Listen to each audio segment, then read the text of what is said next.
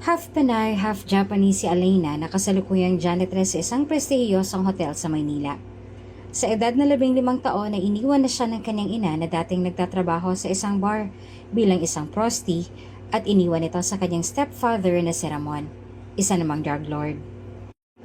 Dahil sa bisyo at addiction sa lalaki kaya pinabayaan na rin si Alena ng kanyang ina at muling humanap ng ibang makakasama.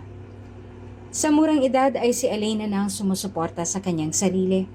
Siya na rin ang nagpapaaral sa kanyang sarili hanggang sa makatapos siya ng high school.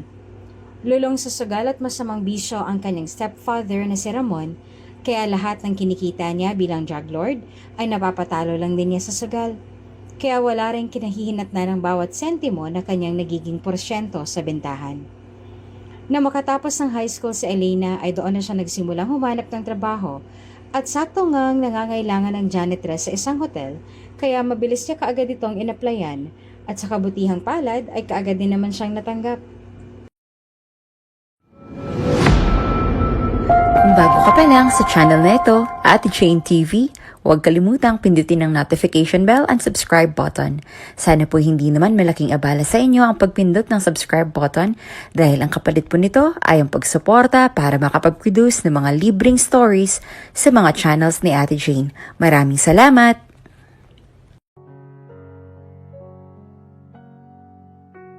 Alena, saan ang punta mo? Posturang-postura ka. Pagkakaperahan ba yan? Tanong ng kanyang stepfather na si Ramon na kasalukuyang naninigarilyo sa may sala. Minsan lang umuwi ang kanyang stepfather galing sa hideout nito.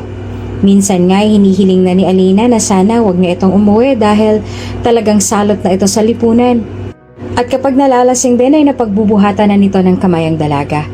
Kaya naisipan na rin ni Alena na maghanap na rin ng trabaho dahil para makalaya at makalayo na sa anino ni Ramon. Paminsan-minsan kasi, ginagawang taga-abot at taga-bigay ng item na Ramon si Alena sa kanyang mga user. Kaya doble rin ang takot at pangamba ng dalaga hanggang naroon siya sa poder ng kanyang stepfather na si Mang Ramon. Unang araw ko sa trabaho, Tito Ramon, kaya pupunta na po sana ako ron. Nauutal na sagot ni Alena. Nanginginig pa nga ang kanyang boses dahil kapag kaharap at kausap siya ng kanyang stepfather, ay nilalaman talaga siya ng kaba at pag-aalala na baka may gawin na naman itong masama sa kanya. Tila naman hindi natuwa si Ramon nang malamang magkakatrabaho na ang kanyang anak-anakan na hindi naman niya tinuring na anak niya talaga. Sa isip nito ay baka kaya nagmamadaling makahanap ito ng trabaho ay para makawala na sa kanya na kung tutuusin ay iyon talaga ang rason ng dalaga. At ito ang hindi hahayaan ni Mang Ramon na mangyari. Ang mawala sa kanyang landas, si Alena. Trabaho? Magtatrabaho ka? Malaki ba ang sahod dyan? Bakit ka magtatrabaho? Ano, kating-kati lang na makalayo? Tsaka saan yan? Gusto kong malaman. Sunod-sunod na tanong ni Mang Ramon kay Alena. Marami ng pagkakataon na sumagi sa isip ni Alena na lumayas kahit na hindi naman niya talaga alam kung saan siya pupunta. Maganda siya at siguradong maraming oportunidad ang lalapit sa kanya. Ngunit dahil maimpluwensyang tao ang kanyang Tito Ramon, ay hindi niya ito magawa dahil siguradong hindi rin siya patatahimikin ito. Hanggat nabubuhay si Ramon ay nakalubog pa rin ang kabilang paa ni Alena sa hukay at walang kasiguraduhan sa kanyang kaligtasan. Sa katunayan po, Tito, ay janitress lang naman po ako ron at talaga naman pong mababa lamang ang aking sahod.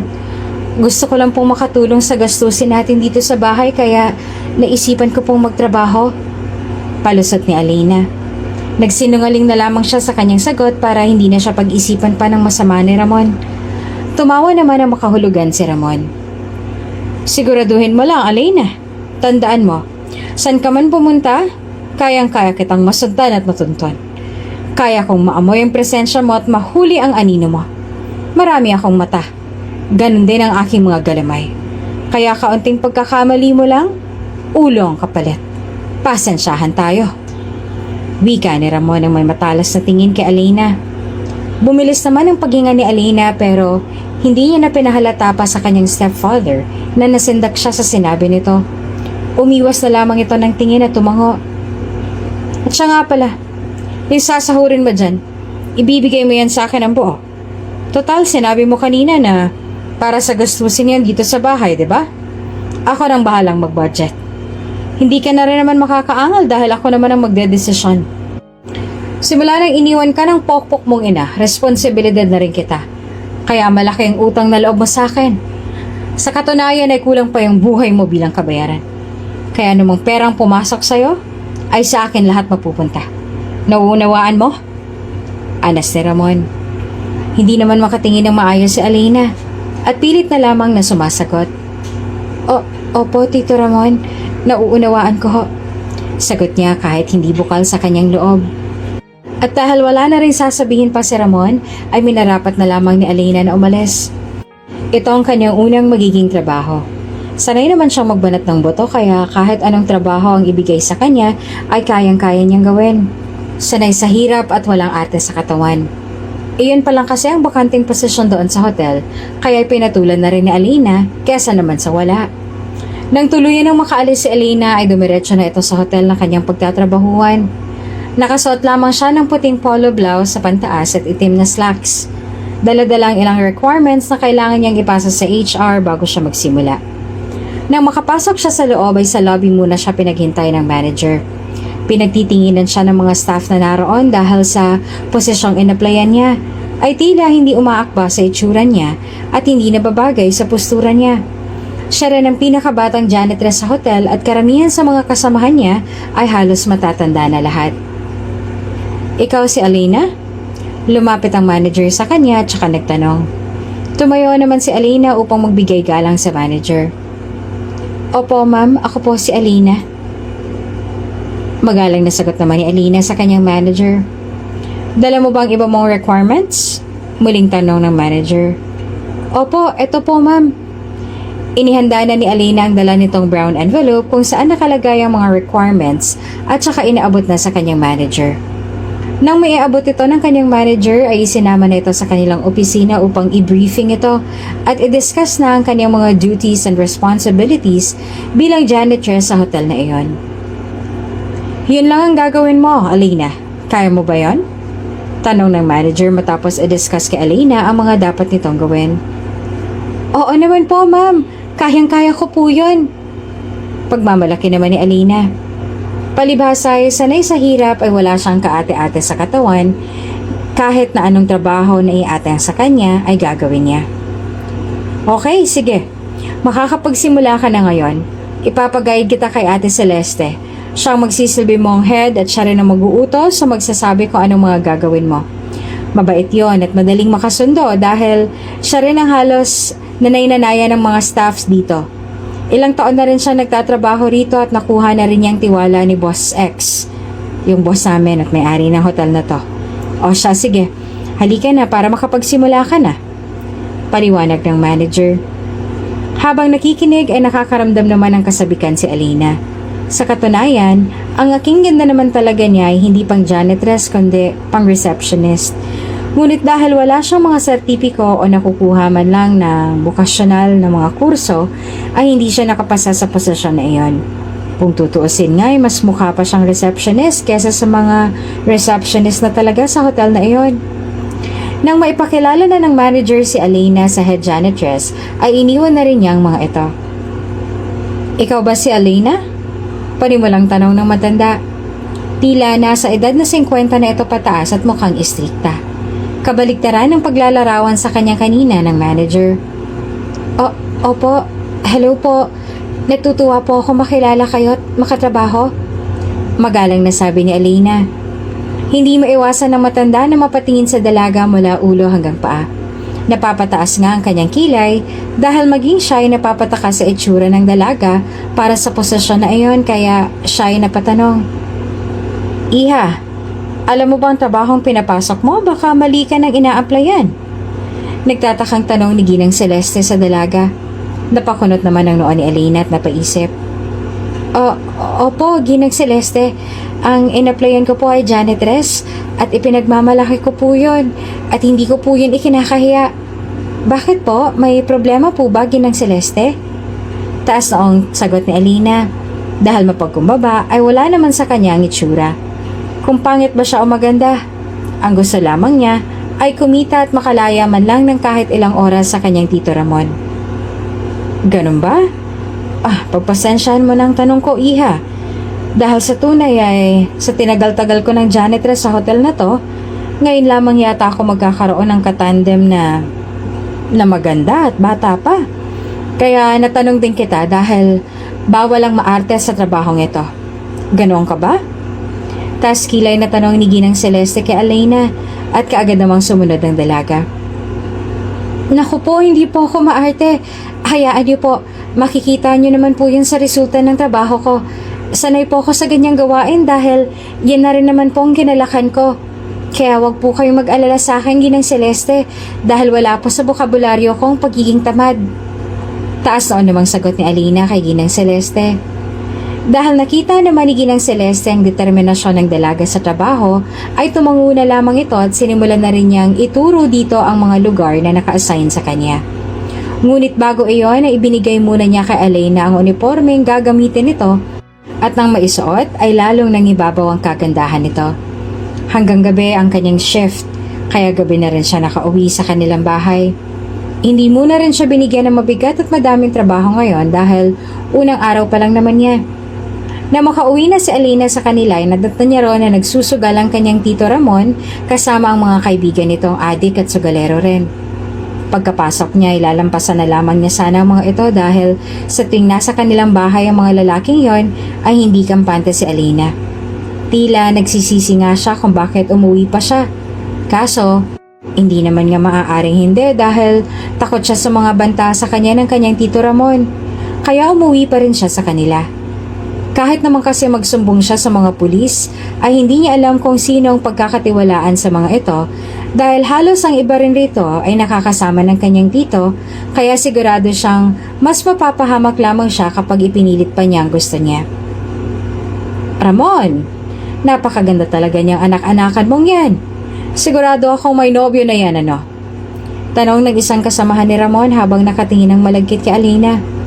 Tumugon naman si Ramon at napatingin sa kinaroroonan ni Alina. Hindi niya na namalaya ng pagpasok nito sa loob ng bahay dahil sa masyado siyang abala sa pagsusugal. Kumithit muna siya ng sigarilyo sabay buga nito. Kanya-kanya rin sila ng mga ka-table na babae roon na pawang mga bayaran din. Hoy Alina, nariyan ka na pala. Sumahod ka na? Akin na yung pera mo. Lasing na utos sa kanya ng kanyang Tito Ramon. Halata na sa boses ng kanyang tito ang kalasingan kaya nakaramdam na naman siya ng kaba sa kanyang puso at takot sa kanyang katawan. Unang araw pa lamang niya sa trabaho ay pinaghahanapan na siya kaagad nito at wala rin naman siyang maibibigay dahil katapusan pa ang kanilang sweldo. Tito, wala naman po akong pera rito eh. Sa katapusan pa ho ang aking unang sweldo at ang tanging pera na andito lamang po sa wallet ko ay ang pamasahe ko papunta sa trabaho. Pinagkakasya ko na lamang ho para umabot hanggang katapusan.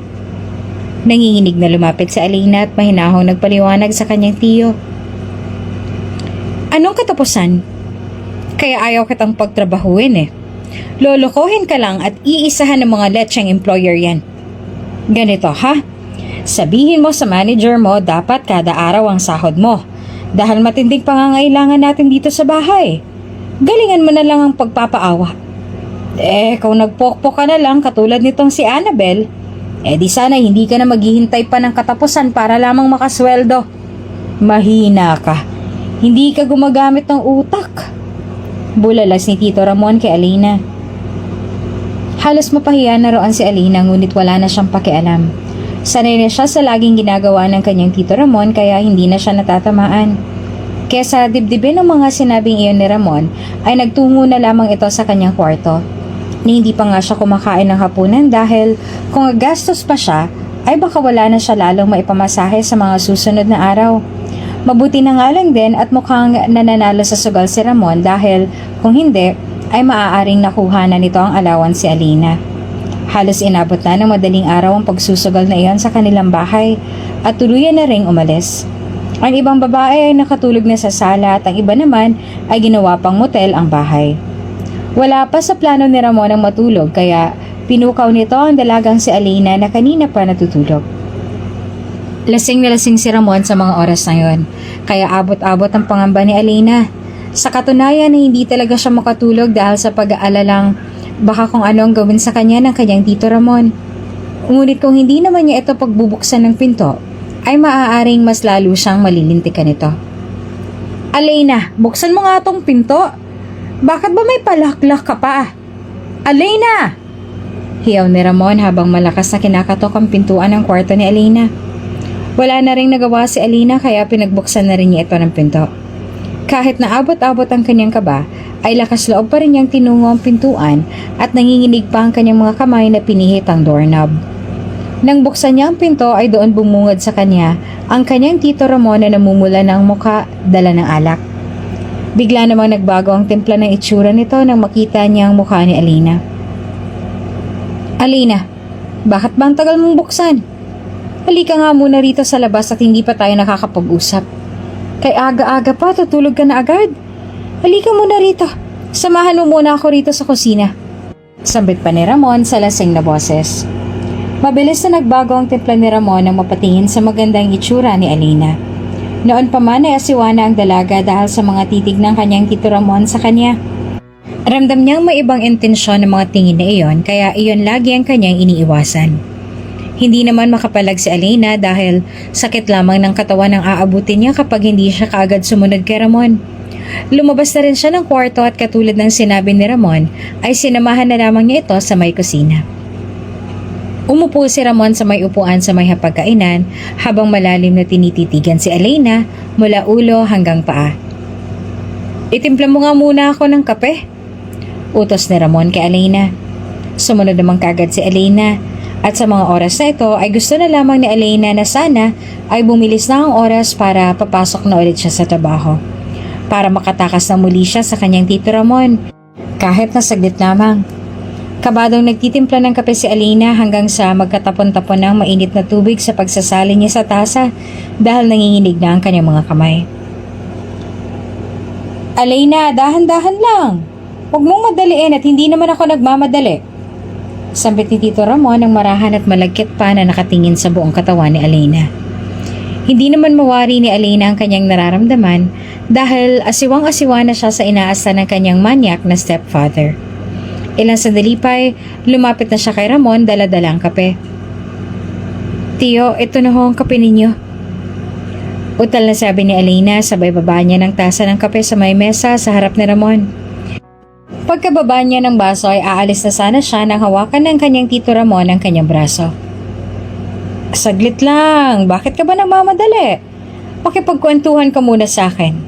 Gusto ko pang kausapin ka eh. Hihingi rin ako ng pasensya kung napahiya kita kanina. Hindi ko sinasadya. Kaya dito ka muna. Samahan mo muna ako. Sabi ni Tito Ramon na anak-anakan niyang si Aleyna na kasalukuyang iritable na sa inaasta niya. At pinipigilan na lamang ang sarili na iagwat ang kanyang sarili. Pasimple namang kumawala si Aleyna sa pagkakahawak na iyon ni Ramon sa kanyang braso at saka sumagot. Maaga pa ho kasi ako bukas, Tito Ramon. Marami rin po akong kailangan tapusin bukas sa aking trabaho kaya matutulog na ho sana ako. Utal na sagot naman ni Aleyna sa kanyang Tito Ramon. Muli namang humirit si Ramon para lamang hindi siya iwan doon ni Aleyna. Masayin mo muna tong aking likod kahit kaunting oras lang. Wika pa ni Tito Ramon. Pero po Tito Ramon, kailangan ko na ho talagang matulog. Medyo pagod din ho ako eh. Pasensya na po. Tataas na po ako. Sakto naman at nagring ang telepono ni Ramon. Tawag mula sa kanilang pinaka-boss at tila importante ito kaya hindi na dapat ito palampasin pa ni Ramon. Anak ng toko, ano naman kayang problema ni boss at this oras ng gabi tumatawag pa? Inis na sabi ni Ramon habang nakatingin sa kanyang cellphone.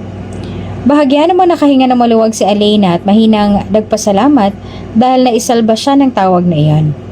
Nang sagutin nito na Ramon ay mabilis na rin nagtungo sa kanyang kwarto si Aleyna at tuluyan ang inilak ang pintuan ng kanyang kwarto. Labis-labis ang kaba ni Aleyna kaya kinandado niya ang pinto ng kanyang kwarto. Takot na takot siya sa ikinilos ng kanyang Tito Ramon na anumang oras ay posible ito makagawa ng isang masamang gawain. Kinaumagahan, ilang minuto na lamang ay malilit na sa trabaho si Aleyna. Iyon pa naman ang kanyang iniiwasan dahil iyon ang ayaw ni Ginang Celeste, ang laging late sa trabaho. Hindi na rin kasi nakakatulog na maayos si Alina dahil magdamag niyang pinapakiramdaman ng kanyang Tito Ramon na baka sa pilitan nitong pumasok sa kwarto niya. Hindi rin siya makatulog dahil sa ingay at ungol ng mga babaeng naiwan doon kagabi na nakapwesto sa kabilang kwarto, kaya talagang walang pagkakataon na makakakuha siya ng isang mahimbing at mapayapang pagpapahinga dahil halos buong araw siyang pagod. Alina! Lalabas na sana si Alina ng pinto nang tawagin siya ng kanyang Tito Ramon na nakaupo doon sa may sofa sa sala. Huminto naman kaagad si Alina nang may kasamang kaba at humarap sa kanyang Tito Ramon. Bakit ho, Tito? Utal na sagot ni Alina. May inilapag na ilang sachet ng puting pulbo si Ramon sa ibabaw ng babasaging mesa na nasa kanyang harapan. Nang makita ito ni Alina ay tila alam niya na ang gusto na namang ipagawa sa kanya ng kanyang tiyohin. Ito pa naman ang iniiwasan niya dahil ayaw na ayaw niyang ma-involve pa sa mga illegal nitong gawain na maaari niyang ipahamak sa uli. May pipick up ng mga ito rito. Hintayin mo sila. Bayad ng mga yon at malaking sindikato rin yan. Siguraduhin mong makukuha nila, ha? Kundi, ikaw ang malilintikan sa akin. May buyer pa rin ako kaya doon ako pupunta. Eto, isisinid ko na rito sa... Pero Tito, may pasok pa po ako. Nakakunot ang noon ni Ramon na tumayo at saka lumapit kay Alina at mariing hinawakan ang baba nito. Kinukontra mo na ako? Mas gugustuhin ko pang magpaalila sa iba at magpakamutsatsa kesa kumita ng mabilisan at walang kahirap-hirap. Kapag sinabi kong maghihintay ka rito, maghihintay ka rito. Naintindihan mo? Tuluyan ang namuo ang mga luha ni Alina sa kanyang mga mata. Naintindihan mo? Sumagot ka! Pasigaw ni Ramon ng may diin at nanggagalaiti ang mga ngipin sa galit. Sa takot ni Alina ay mabilis na rin siyang sumagot. Opo, Tito. Opo. Nauutal niyang sagot habang umiiyak. Kahit labag sa kanyang kalooban ay napilitan pa rin siyang sundin ng kanyang Tito Ramon dahil sa takot na baka saktan na naman siya nito. Matyagang naghintay si Alina kahit na may pusong nag-aalala dahil malamang ay hinahanap na siya ni Ginang Celeste. Bago pa lamang siya ay madidismaya niya na kaagad ang kanyang head at manager, kaya labis ang kanyang pangamba. Maya-maya pa may dalawang sasakyan ang tumigil sa harapan ng kanilang bahay at ito na nga marahil ang buyer na kukuha ng item sa kanya. Sa tuwing gagawin niya ito ay sinisigurado niyang nakatakip ang kanyang mukha, kaya ay nakasuot siya ng mask, shades at sombrero para maitago ang kanyang pagkikilanlan. Halos ilang taon din ang pinapagawa sa kanya ito ni Tito Ramon. Sinasabihan na rin siya ng ilan nilang kapitbahay na may malasakit sa kanya na umalis na sa poder nito. Ngunit talagang nauunahan siya ng takot dahil mas kilala niya ang kanyang Tito Ramon kaysa sa pagkakakilala niya rito.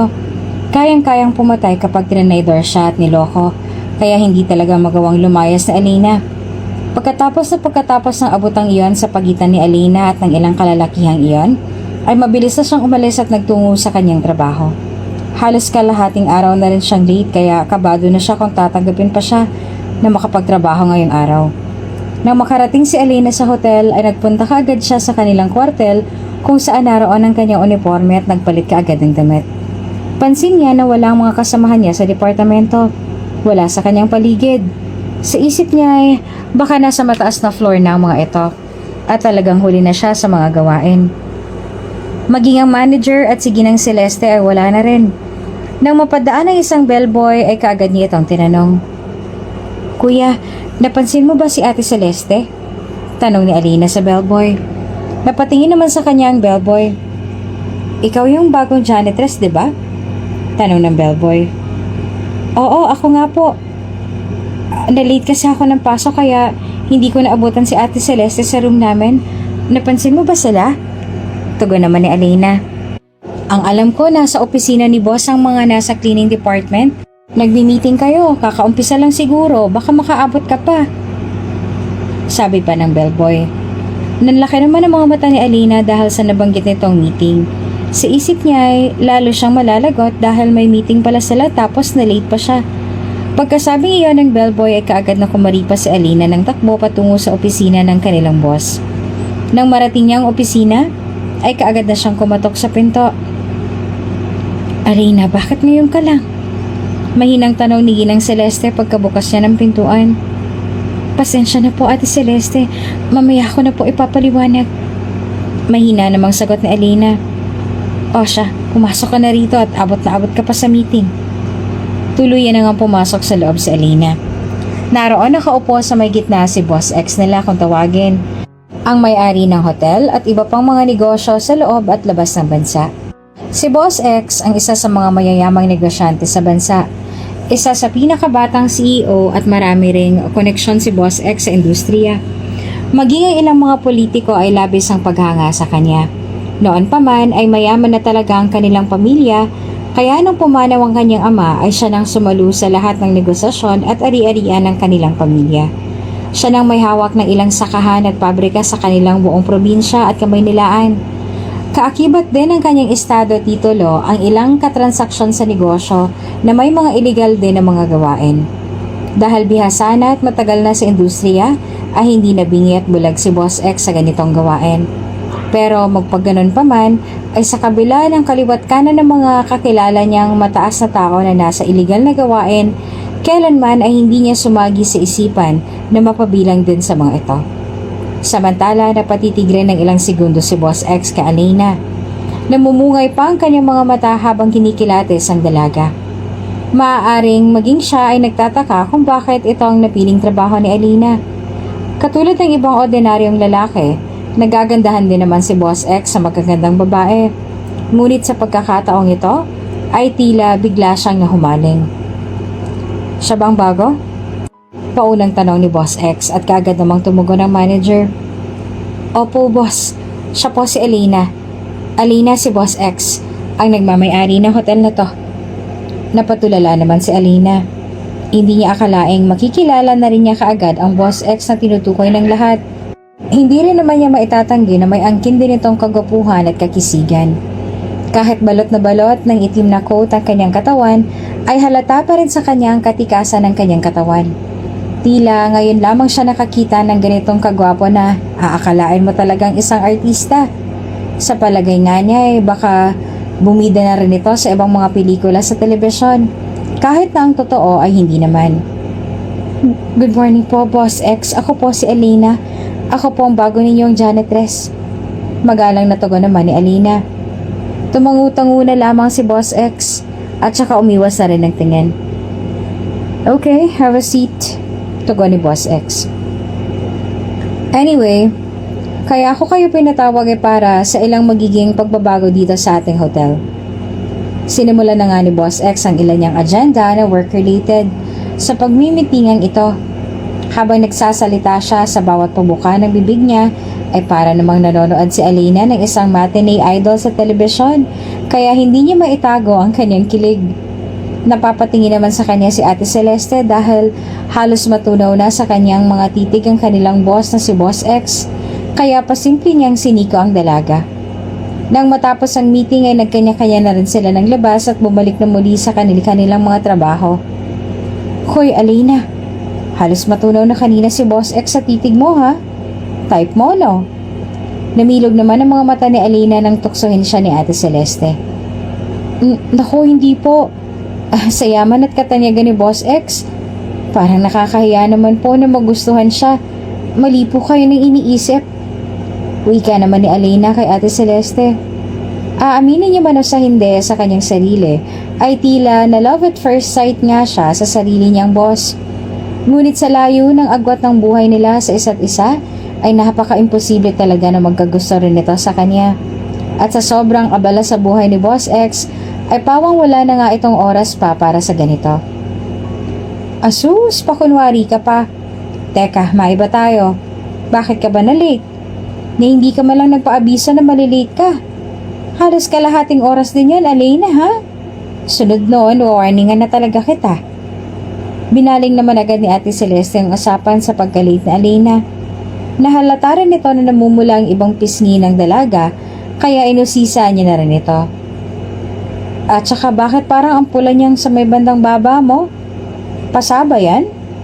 Usisa ni Ate Celeste habang nakatingin sa may bandang baba ni Alina. Naaalala ni Alina na kanina ay mahigpit siyang ginawakan doon ng kanyang Tito Ramon at dahil sa pagmamadali ay hindi niya ito napansin pa. Maselan din kasi at sensitibo ang balat ni Alina at dahil maputi at lutang na lutang kaagad ang pasang iyon sa kanyang mukha. Napahawak si Alina sa kanyang mukha sa may bandang baba na tinutukoy ni Ate Celeste. Naku, hindi ko po ito napansin. Medyo sensitibo po kasi ang aking balat at kaunting sagi lamang po ay namamasa na kaagad. At saka, kaya po ako na-late ay dahil sumama po ang pakiramdam ng aking ama-amahan kaya nawala na po sa isip ko ang mag-message sa inyo dahil nagpanik na po ako. Pasensya na po talaga Ate Celeste, hindi na po mauulit. Pagsisinungaling pa ni Alina. Tinanggap na rin ito ni Ate Celeste, basta ang kondisyon niya ay wag na sana itong maulit pa. Bumalik na rin sila sa kani-kaniyang trabaho at naka-assign si Alina na linisin ang 7th floor kung nasa naroon ang suite na pahingahan ni Boss X. Ang ganda talaga sa hotel na to. Siguro sobrang yaman talaga ni Boss X para mapagawa niya yung ganitong kalaking hotel. Kapag yumaman ako, aalis na talaga ako sa puti ng tito ko at sa ibang bansa na ako titira. Siguro naman sa ibang bansa wala nang koneksyon si tito kaya kailangan ko makaipon at makalabas ng bansa. Mahinang sabi ni Alina sa kanyang sarili habang nakamasid sa may malaking babasaging bintana na kitang-kita ang buong view ng lugar. Hindi naman niya namalaya na nasa likod na pala niya si Boss X at siguradong narinig na nito ang lahat. May tinatakasan ka? Seryosong tanong ni Boss X. Nakasoksok ang dalawa niyang kamay sa bulsa ng kanyang pantalon at saka namumungay na naman ang mga matang nakatingin kay Alina. Sa gulat ni Alina ay napabagsak niya tuloy ang hawak na mop at napatingin na rin kay Boss X. Boss, nariyan na po pala kayo. Kanina po ba kayo riyan? Nauutal na tanong ni Alina. Marahan niyang pinulot ang pang-mop kahit na mamawis na ang kanyang mga palad at nanginginig na ang mga tuhod sa kaba. Actually, kadadaan ko lang. Pero I heard everything. Wika pa ni Boss X. Mas lalong kinabahan ngayon si Alina. Namilog na naman ang kanyang mga mata at abot-abot ang bilis ng pintig ng kanyang puso. Bahagyaring napatingin si Boss X sa bandang baba ni Alina at doon ay nandiliit ang kanyang mga mata. Nang masimpatan niya ito ay muli na itong bumalik ng tingin kay Alina at saka huminga ng malalim. Biro lang, wala akong narinig. Alam mo, humahanga ako sa mga taong may matatayog na mga pangarap. Pagbutihin mo, Alina. Matutupad mo rin ang mga pinapangarap mo. Seryosong sabi ni Boss X. Mabilis na napalitan ng galak ang reaksyon ng mukha ni Alina na kanina lamang ay pagkabahalang nararamdaman. Mas lalo pa niyang nagustuhan si Boss X. Mas lalo niya itong hinangaan dahil mabait pala ito. Buong akala niya ay suplado ito at mapagmataas katulad ng ibang mga mayayaman. Pero iba pala si Boss X. Kahit na mukhang misteryoso ay mapagkumbaba pa rin pala dahil hindi niya lubos maisip na may makikipag-usap sa isang hamak na janitress lamang na ubod na yaman na isang CEO. Salamat po, Boss X. Sa sobrang hiya nito ay ito na lamang ang kanyang naisagot. Hindi naman sila nagkakalayo ng edad na tila nasa 2 o 3 taon lamang ang tanda ni Boss X sa kanya. Kaya hindi pa rin awkward yung pakiramdam na makipagtitigan siya ng ganoong kalalim sa sarili niyang boss. Hanggang sa makaalis si Boss X ay nakatanaw pa rin siya sa direksyon na nilakaran nito at tila nakalutang na naman sa alapaap. Nang bumalik sa kanyang ulirat ay tila naaalala naman ni Alina ang kanyang mga sinabi kanina. Sigurado siyang narinig lahat ni Boss X ang kanyang mga sinabi kaya bahagya muli siyang nakaramdam ng pangamba. Sa isip niya ay hindi na naman ito siguro panghimasukan pa ang kanyang boss dahil sino ba naman siya? Isang hamak na janitress lamang at walang kahit na anong ipagmamalaki kaya binariwala na lamang niya iyon at bumalik sa trabaho. Samantala, nagtungo naman si Boss X sa kanyang opisina at malalim ang kanyang iniisip. Binuksan niya ang kanyang cellphone at may pinanood na video. Ang kopya ng video na iyon ay nanggaling sa kanyang mga pribadong mga tauhan na nagmamanman sa mga kakompetensya niya rin sa pagnenegosyo. Iniisip niyang mabuti kung sino ang mga taong sangkot sa kuha ng video na iyon at hindi siya maaaring magkamali sa kanyang narinig na may pangalan din doong Ramon. Ngunit sa isip niya Sa dinami-rami ng mga Ramon na pangalan sa buong mundo napaka-imposible naman na itong tinutukoy na Alina sa sinasabi nito kanina na narinig niya. Na mga sumunod na araw ay madalas nang ipatawag ni Boss X si Alina. Alina, pinapatawag ka ni Boss sa opisina niya. Saad ni Ate Celeste kay Alina. Ako po? Hindi makapaniwalang tanong ni Alina. Oo, ikaw nga. May iba pa bang Alina rito? Tanong naman ni Ate Celeste. Sige na, pumunta ka na at baka naghihintay na si Boss. Pagkasabing iyon ni Ate Celeste, tinungo na rin ni Alina ang opisina kung saan naroon si Boss X. Nang marating niya yung opisina ay kagad itong kumatok at saka marahang binuksan ang pinto. Boss X, pinapatawag niyo raw po ko. Nauutal na bungad ni Alina kay Boss X. Naroon si Boss X na nakaupo at pawang hinihintay siya talaga nito. Yes. Yung aquarium, I think ilang buwan na yung hindi nalilinis. I want you to clean that. Sa katunayan ay wala naman talagang rason si Boss X para tawagin si Alina. May kung ano lamang sa kanya na gusto niya itong makita at makilala pa. Kaya naisipan na lamang niya na ipalinis ang aquarium niya dahil wala na siyang iba pang maisip na iutos sa dalaga.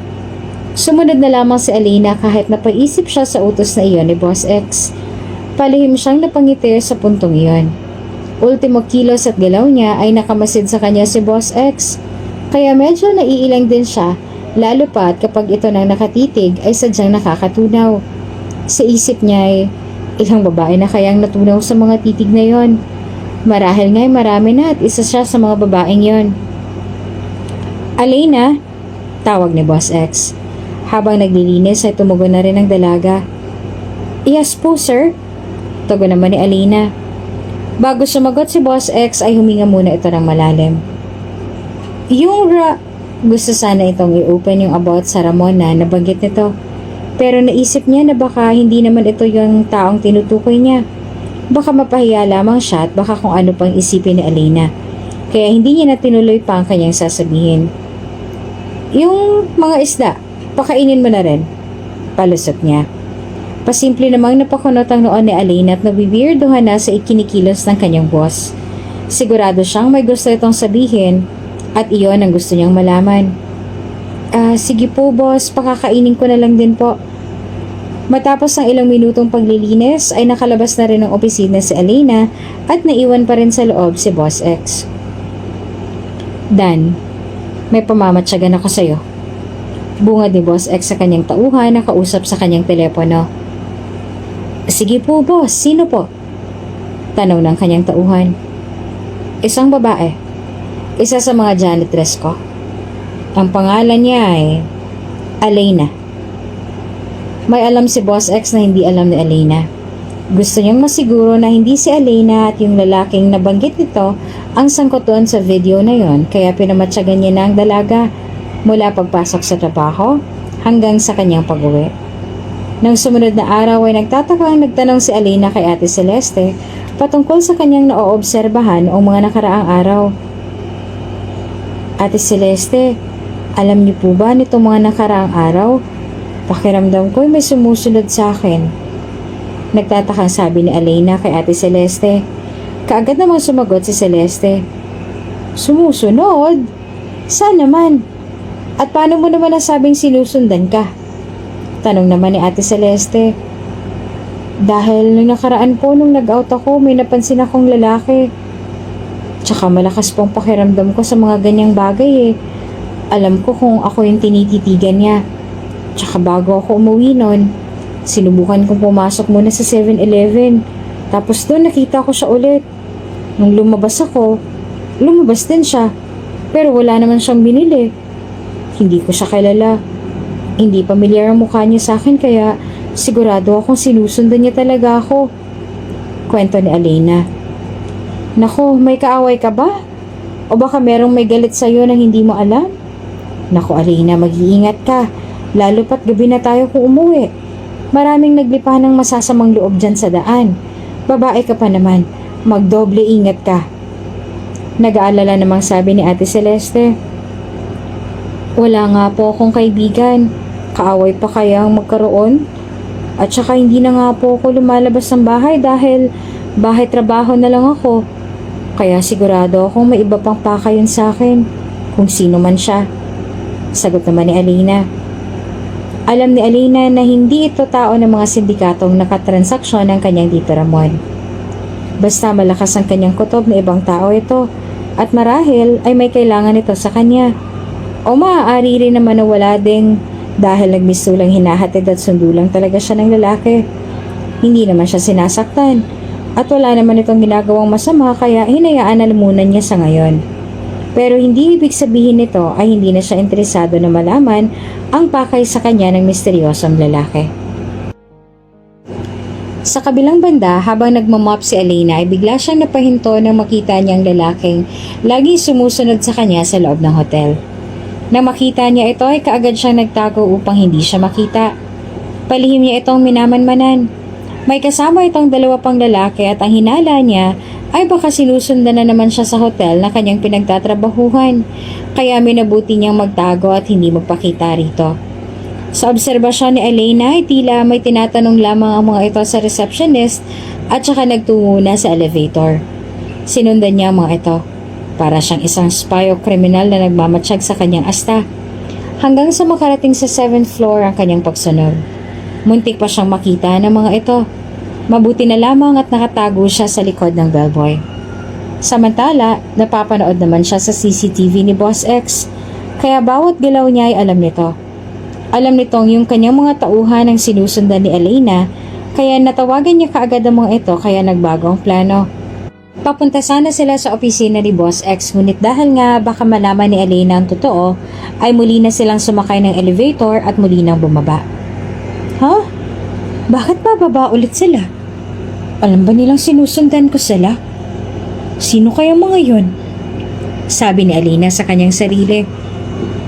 Bumuntong hininga na lamang siya at napagdesisyon ng wag na nga lamang sundan ng mga ito. Tatalikod na sana si Alina nang bumulaga sa kanya si Boss X. Are you looking for someone? Taas kilay na tanong ni Boss X. Sinadya niyang lumabas sa kanyang opisina upang usisain si Alina. Boss, nandyan po pala kayo? Nauutal na sabi ni Alina. Casual lang ang suot ngayon ni Boss X. Puting long sleeve ang kanyang suot at maong na pantalon. Ibang-iba sa kanyang CEO look. Pero itong look na ito ang paborito ni Alina. Simple lang pero mukha pa ring mamahalin na mahirap pa ring sungkitin. Kapag si Boss X ang nasa kanyang harapan, ay required talaga na mapatulala siya rito ng ilang segundo. Nakaka-addict naman kasi talagang mahikang taglay ni Boss X kapag ikaw na ang natamaan. Maging mga kasamahan niya nga ay nagtataka na rin dahil dati-rati naman hindi ganitong kalapit si Boss X sa kanyang mga tauhan. Ngayon lamang nagdumating si Alina. Bago sumagot ay nagpakawala ng malakas sa hangin si Boss X. Alina, let's go. Samahan mo ako sa mall. May bibilin lang ako. Yaya pa ni Boss X. Hindi naman makapaniwala si Alina na yayayain siya ni Boss X. Isang hamak na janitress lamang siya kaya napakalayo talagang isipin na isa sa pinakamayamang tao ay yayayain siyang mag-mall. Pero ano nga bang dapat niyang i-assume? Niyayaya lang naman siya nito bilang isang empleyado. Kaya nararapat lang na sumunod siya rito. Ako po? Ako talaga po? Nauutal na tanong ni Alina. Oo. May regalo akong pagbibigyan at babae yan. She wants a ring. At hindi ko alam ang taste ng mga babae pagdating sa mga singsing. Kaya sa tingin ko ay kailangan ko rin na makakasama. At sa tingin ko naman ay wala ka namang ginagawa dahil nakatayo ka lang rito. Kaya ikaw na lamang ang aking isasama. Wika pa ni Boss X. Namula na naman ang mga pisini Alina sa sinabing wala siyang ginagawa. Kung tutuusin ay tama naman si Boss X na wala itong ginagawa. Dahil mas binigyan niya ng oras ang pagsunod sa mga lalaking iyon, kaya nakaramdam siya ng hiya na sa mismong boss pa niya ito nanggaling. Wala na rin nagawa pa si Alina dahil boss niya nang nagpumilit. Isa pa'y gusto rin naman niya makasama ang lalaki kaya pumayag na rin siya. Aaminin niya na may gusto na rin siya rito, pero isinasantabi na lamang niya dahil napakalabo na magustuhan din siya ni Boss X. Habang nasa sasakyan ay tahimik lamang sila. Inaabala na lamang ni Alina na pagmasdan ang loob ng buong sasakyan ni Boss X. Hindi niya maiwasang mapamangha sa gara at bango ng buong sasakyan. Sa palagay niya ay isa ito sa mga mamahaling nabibili lamang ng mga bilyonaryo na hindi kayang bilhin ng mga ordinaryong tao na katulad nila. "Are you okay, Alina?" Nakangiting tanong ni Boss X sa dalaga na halos mapanganga sa paghanga sa sasakyan. Mabilis namang sumagot si Alina. "Oo naman po, boss. Sobrang ganda lang po nitong sasakyan niyo kaya hindi ko maiwasang mapamangha," sagot naman ni Alina. Napangisi naman si Boss X. Simula nang pumasok siya sa hotel na iyon ay never pa niyang nakita ang ngiting yon. Ngayon pa lang. At masasabi niyang maganda nga pala ang mga ngiti nito na halos gusto niya nang makita araw-araw. "Ikaw talaga. Nga pala, Alina, bakit pagja-janitress ang napili mong pasukan?" tanong ni Boss X. Namula naman ang mukha ni Alina sa tanong na iyon ng lalaki. Bakit po hindi? Wala naman po ako nakikitang masama sa trabahong pinasok ko. At isa pa po ito lamang po nakita kong hiring na natanggap ng high school graduate kaya sinunggaban ko na po kaagad." Nakangiting sabi ni Alina kay Boss X. Lumitaw naman ang guhit sa noo ni Jared at saka naglapit ang mga kilay. "Half Japanese ka?" Muling isisa ni Boss X. "Opo, boss. Nagtatrabaho sa bar ang aking ina hanggang sa makilala niya ang aking amang isang Japanese. Hindi rin sila nagkatuluyan dahil nang malaman ng ama ko na babae ako ay bumalik muli siya ng Japan at hindi na nagpakita sa nanay ko. Eto namang nanay ko na mahilig din sa lalaki, may nakilala. At yun ang stepfather ko ngayon na si Tito Ramon. Pero lumayas din siya dahil iba talagang hinahanap niya at pinabayaan na ako sa stepfather ko na si Tito Ramon." Kwento pa ni Alina. Sa kwentong iyon ni Alina ay umusbong naman sa puso ni Boss X ang hinala niya. Mas umigting ang kanyang pag-aakala, ngunit hindi na lamang niya ito ipinahalata sa dalaga. "Ibig sabihin yung Tito Ramon mo na lang ang kasama mo?" Taas kilay na tanong ni Boss X. Noong una ay nag-aalinlangan pa si Alina na magkwento kay Boss X pero kalaunan ay napakwento na rin ito. "Opo, pero minsan hinihiling ko na lang na sana ay solo na lamang ako. Yung walang kasama. Kahit walang maituring na pamilya basta huwag itong magdala sa akin sa kapahamakan." Lalong kumunot ang noo ni Boss X kaya muli siya nagtanong. "Kapahamakan? At saka hindi ba pamilya ang turing mo sa stepfather mo?" tanong naman ni Jared. Uminto sandali si Alina. Napaisip siya kung tama ba na magkwento pa siya tungkol sa personal niyang buhay. Kaya naisip niya na wag na nga lang dahil baka kung ano pang isipin ng kanyang boss. "Wala po, kalimutan niyo na pong sinabi ko. Masyado pong masalimuot ang buhay ko kaya hindi na po dapat ikinakwento yon," sagot naman ni Alina kay Boss X. Hindi na rin nag-usisa pa si Boss X dahil nire-respeto niya ang desisyon ng dalaga na wag na itong pag-usapan pa. Sa pagkakataong ito, si Boss X naman ang inusisa ni Alina. "Kayo po, boss. Siguro po ang ganda ng asawa niyo, no?" Panimula ni Alina. "Mukha ba akong pamilyado?" tanong ni Boss X. Umiwas naman ang tingin si Alina. Hindi naman po sa ganon," nauutal na sabi ni Alina. Muling dumiretso ng tingin si Boss X sa daan habang nagmamaneho. "I had a girlfriend pero lumisan siya kagad," matipid na sagot ni Boss X. Bigla namang naguluhan si Alina. Ano pong ibig niyong sabihin?" usisa ni Alina. "She died 4 years ago because of breast cancer. That was tough for us dahil stage 4 na. Sinubukan naming agapan pero tila hanggang doon na lang talaga siya. She was my longtime girlfriend. At siya nang nakikita kong mapapangasawa ko at makakasama habang buhay. But I was wrong. Kinuha ka agad siya sa akin. Ano nga ba naman ang laban ko sa tadhana kapag siya nang kumilos? Wala na rin ako nagawa kundi tanggapin ang lahat. Tanggapin ang pagkawala niya." Kwento ni Boss X. Mabilis namang nagbago ang timpla ng mukha ni Alina. Kung kanina lamang ay napapangiti pa siya, Ngayon naman ay tila napalitan na ito ng lungkot sa kanyang mukha nang marinig niya ang pinagdaanan ni Boss X at ng kanyang ex-girlfriend. Grabe naman po palang pinagdaanan niyo, Boss X. Nalulungkot po akong malaman ang nangyari sa ex-girlfriend ninyo. Malungkot na sabi ni Alina. Muli namang umiti si Boss X para mabura na ang lungkot sa mukha ni Alina. Pero ayos na yun. Huwag mo nang isipin yung nakaraan ko. Ang mahalaga yung ngayon. Okay? Nakangiting wika naman ni Boss X. Ilang sandali pa ay nakarating na sila sa mall upang doon bumili ng singsing na ipangreregalo ni Boss X sa kanyang kaibigan. Habang naglalakad ang dalawa, ay napatingin naman sa kanila ang mga sales lady dahil nagmukha silang magkasintahan ni Alina. Napasana all na lamang sila dahil sa angking gwapo at tikas ang pangangatawan ni Boss X, na animoy isang artista. Sa isip nila ay sana ay sila na lamang ang nasa posesyon ni Alina. Sa isang jewelry store na pahinto na sina Alina at Boss X. Pumasok agad sa loob ang dalawa. Bilang isang babae ay normal lang talaga sa kanila ang mahumaling sa mga alahas, lalo na sa mga singsing. Para sa kanila ay ito ang pinakaromantikong bagay na matatanggap nila sa isang lalaki. Kaya para kay Elena ay napakaswerte naman ng babaeng pagbibigyan ni Boss X dahil paniguradong espesyal ito sa kanya. Iginala ni Elena ang kanyang tingin sa may babasaging estante kung saan nakalagay ang mga singsing na may iba't ibang laki at disenyo. Ang ganda naman. Mahal nga lang. Mahinang sabi ni Elena. Nakatingin na rin si Boss X. Mahal sila dahil magaganda. Sagot naman ni Boss X.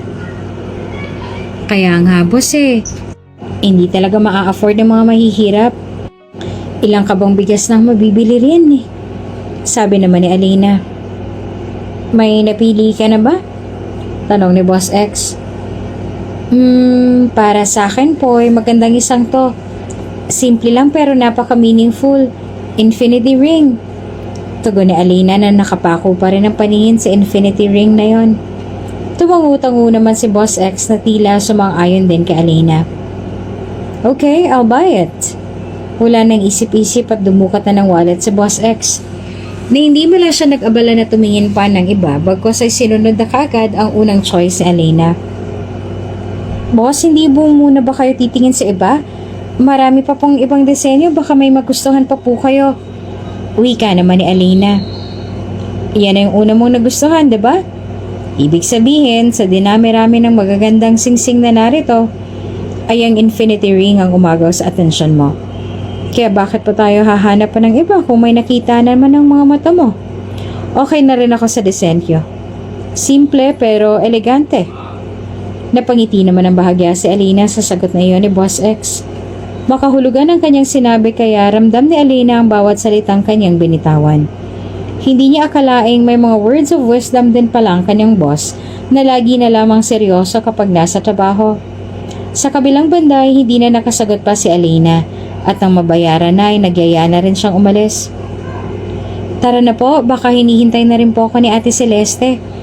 Iyaya ni Alina. Hindi ka ba nagugutom? Kumain na muna tayo. Iyaya pa ni Boss X. Bigla namang nag-alala si Alena tila nakalimutang kasama niya ang mismong may-ari ng hotel na kanyang pinagtatrabahuan. Kaso baka marami pang lilinisin doon si Ate Celeste. Nakakahiya naman po sa kanya. Sagot ni Alena. Pero ako ang boss. Tugon naman ni Boss X at tumingin ng diretso sa mga mata ni Alena at saka pinag-cruise ang kanyang mga braso. Natauhan naman si Alena na boss nga pala niya ang kasama kaya wala dapat siyang ipag-alala pa. Oo nga pala. Sige po, kumain na po muna tayo. At tuluyan na nga pumayag si Alena sa alok ni Boss X. Iba yung pakiramdam ni Alena sa tuwing kasama niya si Boss X. O kahit nasa paligid lang siya ng dalaga. Kung kinakailangan niyang pahintuin ang orasan at ang kinin ng bawat oras ay nagawa niya na. Huwag lamang matapos ang araw na nakakasama niyang binata. Ngayon lang niya naramdamang espesyal at mahalaga rin siya sa ibang tao. Hindi man malalim ang relasyon pero yung respeto at pagiging makatao ay sapat na kay Alena dahil ito naman talaga ang mga bagay na matagal niya nang gustong makamit. Wala siyang maituturing na pamilya Kaya gano'n na lamang ang kanyang pagpapahalaga sa bawat kabutihan na ipinapakita sa kanya ni Boss X. Napangiti na lamang siya dahil hindi niya akalaing ang dating panunukso lang noon ni Ate Celeste sa kanya sa hotel ay kasama niya na ngayong kumakain at nakakakwentuhan na rin. Doon nalaman ni Alina na sa likod ng yaman at katanyagan ni Boss X sa larangan ng pagnenegosyo ay may itinatago pa rin itong kasimplihan gaya nilang mga ordinaryong tao. Hindi niya alam kung bakit sa kanya ikinwento ni Boss X ang kanyang mga pinagdaanan o ang simpleng pag-request nito sa samahan siya sa mall para lang hingi ng opinyon nito sa pagpili ng singsing. Pero nagpapasalamat siya dahil pinagkatiwalaan siya sa kwentong iyon na para sa kanya ay isang personal at pribadong bagay na dapat na ikwento lamang sa isang taong tunay niyang pinagkakatiwalaan. Hanggang sa pag-uwi ni Alina ay dala-dala pa rin niya yung mga ngiting suot-suot niya maghapon dahil kay Boss X. Sa pag-uwi ni Alina ay mabilis na wala ngiti sa kanyang muka at galak na kanyang nararamdaman dahil narito nang muli siya sa pinakamadilim na bahagi ng kanyang pagkatao. Sa kanilang bahay kung saan naroon ang kanyang titi Ramon na mukhang aburido na hinihintay siya. Napatingin siya rito at bago magtungo sa kanyang kwarto ay binati niya muna ang kanyang tito. "Magandang gabi ho, Tito Ramon." Bungad ni Alina at saka tinalikuran na si Ramon. Ngunit tila siya talagang hinihintay ng lalaki. "Hoy Alina, maupo ka rito. May sasabihin ako sa'yo." Utos ng kanyang Tito Ramon. Humarap naman kaagad si Alina sa kanya nang may pagtataka at pangamba. "Bakit ho, Tito? May problema ho ba?" Nag-aalala pero kinakabahang tanong ni Alina sa kanyang tito. "Makinig ka.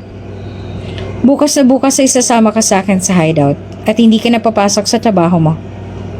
Mga salitang ikinagimbal ng mundo ni Alina. Hindi niya maunawaan ngayon ang nangyayari. Pero kung ano man iyon ay parang ayaw niya nang malaman dahil noon pa man ay wala na talaga siyang tiwala sa kanyang Tito Ramon. Kaya hindi maganda ang kanyang kutob ngayon sa binabalak sa kanya ng kanyang tito. "Bakit naman ho? Hindi ho ako maaaring umalis basta-basta sa trabaho ko. At saka mag-iisang buwan pa lamang ho ako sa trabaho ko. Maawa naman ho kayo, Tito Ramon." Naiiyak na paliwanag ni Alina. Nilapitan naman kaagad siya ng kanyang Tito Ramon at saka hinawakan sa leeg.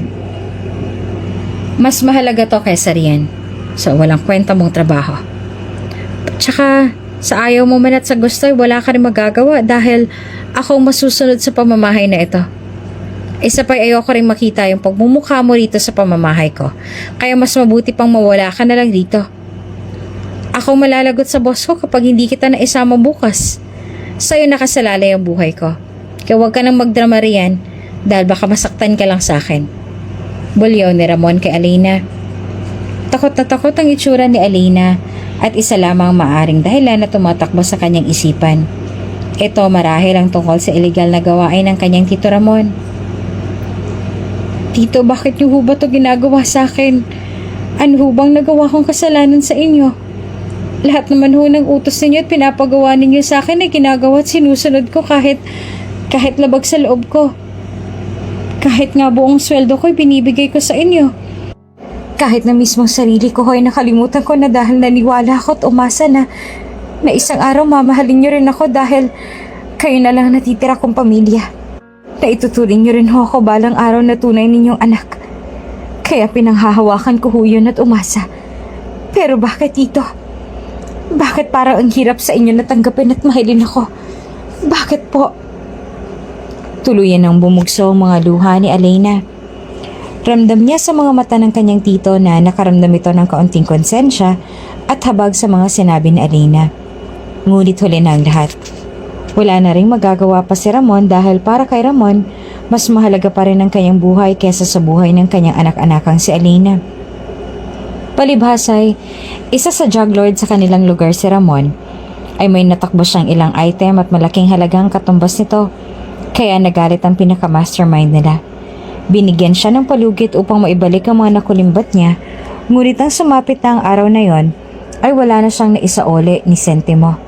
Kaya ngayon ay nakatanggap siya ng tawag sa mastermind. Naulo na lamang niya ang magiging kapalit dahil trinador niya ito. Kaya ngayon wala nang maisip ang ibang paraan si Ramon kundi ang ibayad o ipalit si Alina kapalit ng kanyang ulo. Ito ang dahilan kung bakit inutusan ni Boss X ang kanyang tauhan na matyagan si Alina, hindi para obserbahan kundi para bantayan dahil alam niyang transaksyong ito. Ang kopya ng video na hawak ni Boss X ay panlaban sana sa kanyang kompetensya sa negosyo at wala naman talaga siyang pakialam sa mga sangkot doon sa video. Ngunit nang makilala niya si Alina at ang muli niyang panoorin ng video na iyon, ay biglang nagulo at nagbago ang kanyang plano. Kung tutuusin ay wala naman talaga siyang pakialam dito noong una dahil hindi pa naman niya kilala si Alina. Ngunit nang dumating ito sa buhay niya ay lumihis na ang plano na dapat ay para lamang sa kompetensya niya sa negosyo. Ngayon, ang gusto lamang niya ay mailigtas si Alina matapos mapatunayan na ito nga ang babaeng tinutukoy doon sa video na balak ni Ramon na ibayad sa kanilang mastermind bilang kabayaran sa kanyang mga ninakaw. Kahit ano pang sabihin mo, kahit lumuhod ka pa at maglupasay dyan sa harapan ko, hindi na magbabago ang desisyon ko, Alina. Dahil alam mo, Alina, kahit kailan ay hindi naman kita tinuring na anak. Katulad ka lang din ng nanay mong pokpok. Ni tinuring na kapamilya o kadugo ay hindi. Kaya para mas malinaw sa'yo at mas madali na para sa'yo ang lahat, kailangan mong malaman na matagal na kitang pinagtitiisan at plano ko talagang ikaw ang maging huling alas ko kapag dumating na ang ganitong pagkakataon. Kung pwede ka nga lang i-dispatch ay ginawa ko na. Pero sa itsura mo, malaki pang mapapakinabangan dyan. Katulad nito, pagkakaperahan pa kita. Kaya wag mo kong aartihan dahil kahit ano pang sabihin mo o isumbat mo, ay hindi ako makakaramdam ng awa sa'yo. Kaya pumanik ka na sa kwarto mo at magpahinga dahil bukas na bukas ay aalis ka na sa pamamahay ko. Galit na sabi ni Tito Ramon. Walang puso at walang awa. Sobrang pinagsisihan ngayon ni Alina kung bakit pinagtiisan pa niya ang kanyang tito na kailanman na hindi naman pala siya kayang ituring na sariling anak. Kung ganun lang din naman, Tito. Kung ayaw niyo na talaga ako makita, hayaan niyo na akong umalis. At ipinapangako kong hindi na ako magpapakita sa inyo kahit na kailan. Tumalikod na si Alina at tutunguhin na sana ang pintuan nang biglang higitin ni Ramon ang kanyang braso. Nanlilisik at namumula ang mga mata ni Ramon na nakatitig kay Alina na tila napuno na sa inasta ng dalaga. Hindi mo ba narinig ang sinabi ko? Hindi ka aalis at sasama ka sa akin bukas.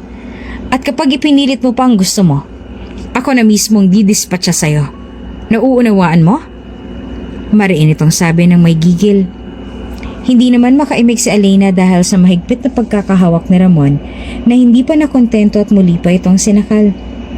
Pinilit niyang magpumiglas ngunit unti-unti na rin nagiging kulay ube ang kanyang muka dahil sa pagkakahawak na iyon at nangihina na rin ang katawan niya. Nauunawaan mo ba? Muling tanong ni Ramon. At sa pagkakataong ito ay sumigaw na siya ng malakas at kitang-kita ang gigil at galit sa kanyang mga mata na tila wala na sa sariling katinoan. Nagmamakaawang sabi ni Alina. Umiiyak na siya at hindi na malaman ang gagawin. Ilang sandali pa ay bumalik na sa wisyo si Ramon at doon pa lamang niya inalis ang kanyang mga kamay sa leeg ni Alina. Napahawak naman si Alina sa kanyang leeg na namula ng labis at tila habol ang hininga at pawis na pawis. Pumasok ka na sa kwarto mo at baka kung ano pang magawa ko sa'yo. Mariing utos ni Ramon. Wala nang ibang nagawa si Alina kundi ang umiyak na lamang ng umiyak dahil sa nangyayari sa kanyang buhay ngayon. Sa isip niya ay sana pala ay matagal na siyang nakinig sa sinabi ng kanilang mga kapitbahay noong mga panahong pinipilit na siyang umalis ng mga ito sa poder ng kanyang Tito Ramon. Sana pala ay matagal niya nang isinuko ang kanyang pangarap at kakapiranggot na pag-asang muli siyang tatanggapin ito. Sana pala ay mas naging matapang na siya noon at hindi na namuhay pa sa takot.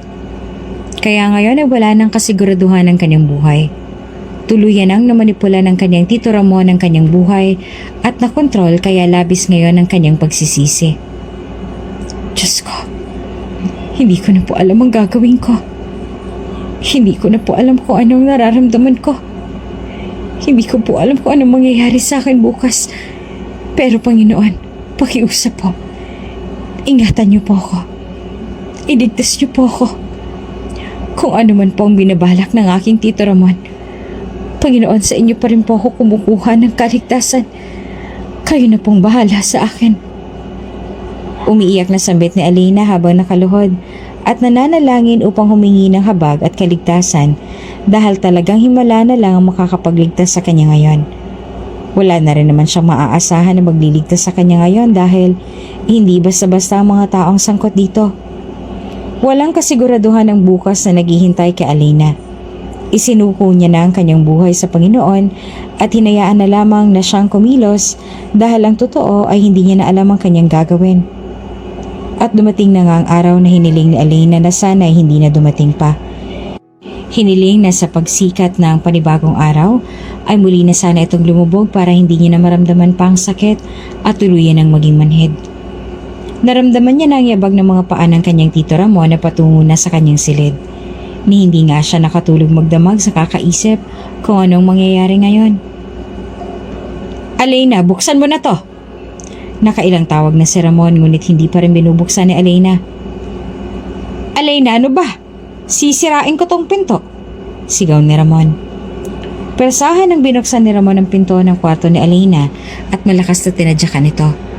Nang mabuksan ng pinto ay doon niya natagpuan si Alina na nakasubsob ang mukha sa kanyang braso at nakaupo sa may sulok na patuloy pa rin sa pag-iyak. Nariyan ka lang pala! Galit na sambit ni Ramon. Persahang hinila ni Ramon ang mga kamay ni Alina patayo. Tito Ramon, ayoko po. Ayoko po sumama dito. Parang awa niyo na po. Nagmamakaawa po ako. Para niyo na pong awa. Muling pagmamakaawa ni Alina sa kanyang Tito Ramon sa huling pagkakataon. Bilisan mo na dyan at kanina pang naghihintay sa babang mga tao ni boss. Lalo ka malalagot sa akin kapag nainip ang mga yon. Napilitan na rin si Alina dahil hindi naman siya makapagpumigla sa mahigpit na pagkakahawak sa kanya ng kanyang Tito Ramon. Patbat na rin ng pasa ang kanyang braso dahil sa kanyang tito kaya hinang-hina na rin ang kanyang katawan. Hanggang sa makasakay na sila sa pulang kotse na pagmamayari ng boss ni Ramon. Samantala, sa hotel na pinagtatrabahuhan ni Alina ay muling nagtaka si Ate Celeste dahil halos 1 oras nang na-late si Alina. Masaya pa naman itong nag-out kagabi at may usapan pa sila ngayon na kakain sa labas dahil unang sahod nila ngayon. Niwala nga siyang natanggap na message o tawa galing sa dalaga kaya muling nagtaka at nag-alala si Ate Celeste. Naaalala kasi nito nung kwento sa kanya ng dalaga na may sunusunod sa kanyang kahina-hinalang lalaki kaya bigla siya nag-alala. Sa kabilang banda ay sakto naman ngang naunahan ni Ramon ang mga tao ni Boss X na nagbabantay kay Alina.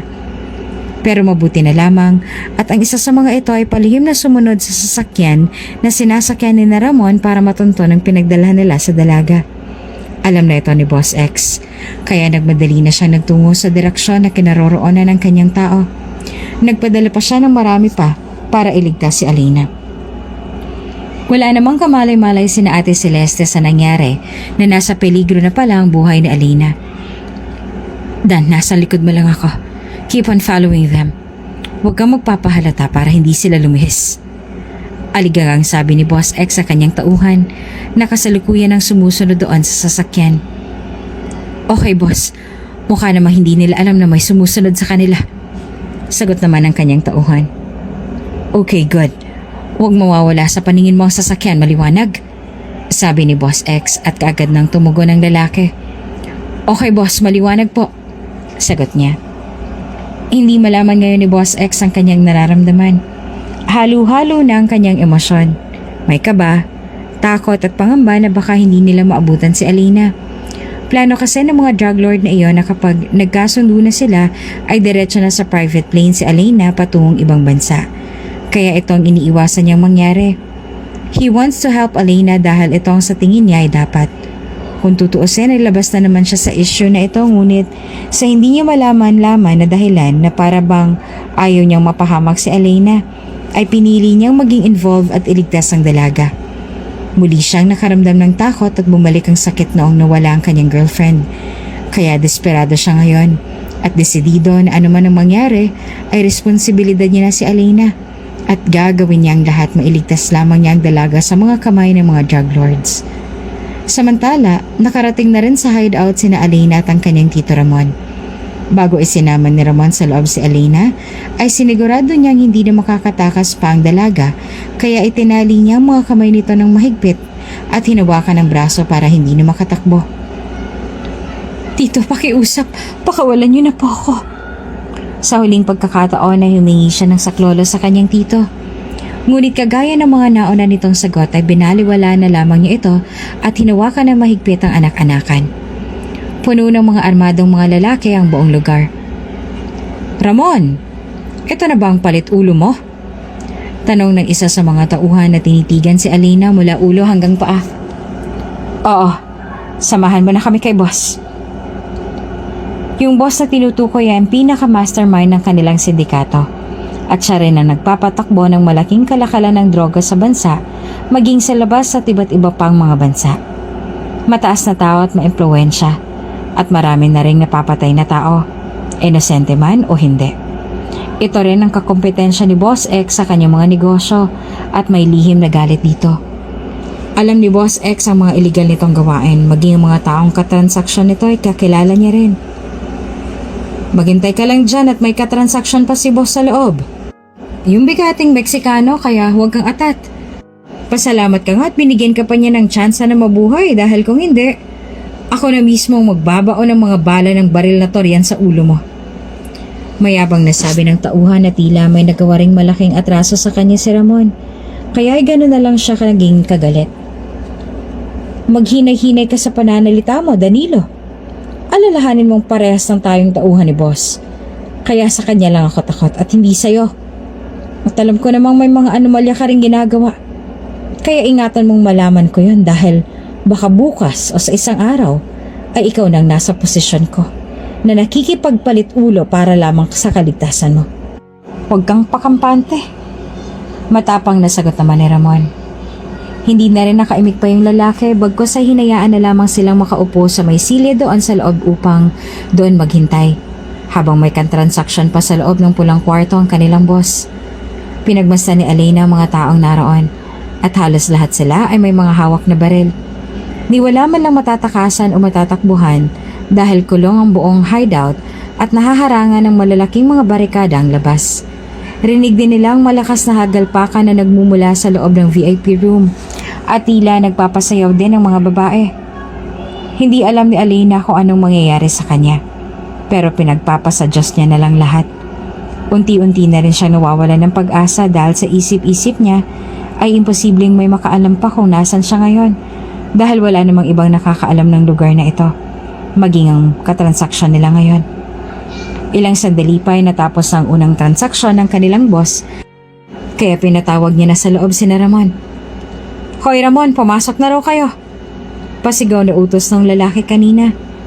Tumayo na rin si Ramon na mahigpit pa rin nakahawak kay Alina at kaagad nang nagtungo sa loob ng VIP room. Nanginginig na mga tuhod na Alina na tila hindi na nito kaya pang humakbang, ngunit sa pagkakataong ito ay tanging himala na lamang talagang makakapagligtas sa kanya.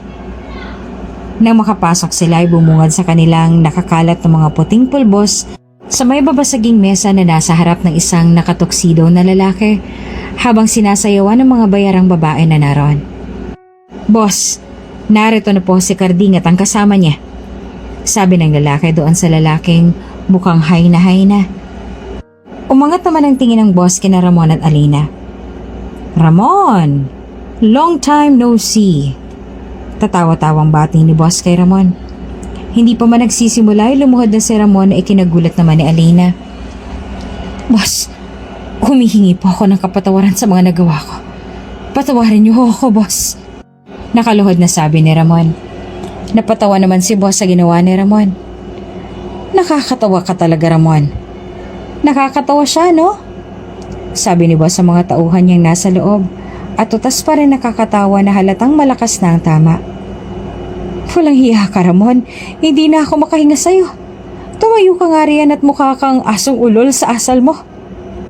Utos ni boss kay Ramon at kagad naman itong sumunod at tumayo na nanginginig pa ang mga tuhod. Halos lahat sila ay nagtatawanan doon sa ginawa ni Ramon. Hay nako Ramon, o siya.